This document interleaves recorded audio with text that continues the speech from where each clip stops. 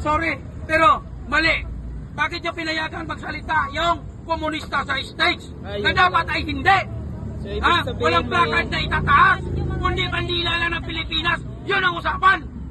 Kung gusto niyo talaga, kung gusto niyo ang ustisya, makisa kayo sa amin. Doon tayo sa Malacanang. Ayun. Nako.